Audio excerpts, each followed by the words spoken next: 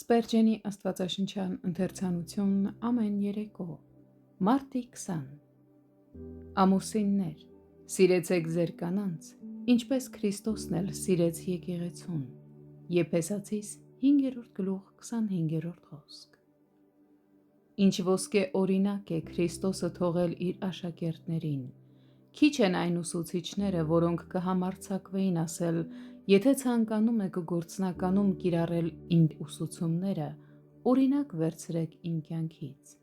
Բայց քանի որ Հիսուսի կյանքը կատարյալ առաքինության ճշգրիտ արտացոլումն է, նա կարող է մատնացույց անել իր սեփական անձը թե որպես անապական սրբության օրինակ և թե որպես դրա ուսուցիչ։ Քրիստոնյայի միակ չափանիշը պետք է Քրիստոսը լինի։ Ոչ մի պարագայում մեզ ոչինչ չպետք է գոհացնի, քանի դեռ մենք չենք արտացոլում նրանում եղած շնորհքը։ Որպես ամուսին, քրիստոնյան պետք է իր առջև օրինակ ունենա Քրիստոս Հիսուսի պատկերը և վերարտադրի այն իր անձնական կյանքում։ Ճշմարիտ քրիստոնյան պետք է այնպիսի ամուսին լինի իր կնոջ համար, ինչպիսին Քրիստոսն է եկեղեցու համար։ Ամուսնու սերն առանձնահատուկ է։ Տեր Հիսուսը յուրօրինակ սեր է տածում եկեղեցու նկատմամբ, և այդ սերը ավելի բարձր կարգավիճակ է հաղորդում նրան, առանձնացնելով ողջ մարդկությունից։ Ես նրանց համար եմ աղաչում,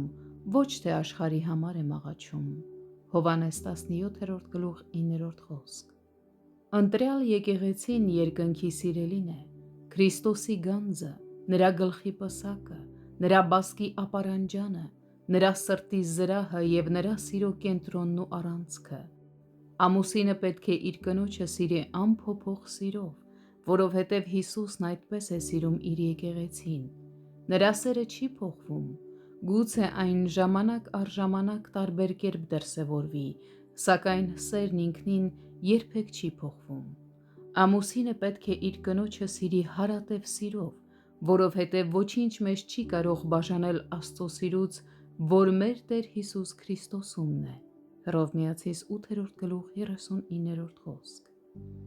Իրական ամուսինն իր կնոջը սիրում է ջերմ, կրակոտ և բուռն սիրով,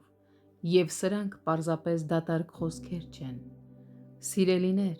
ուրիշ էլ ինչ կարող էր Քրիստոսն անել իր սերն ապացուցելու համար։ Տեր Հիսուսը բերկրալի սեր է տածում իր սիրելիի հանդեպ, նրա համար թանկ է իր հարսի սերը։ Սիրելի հավատացյալ,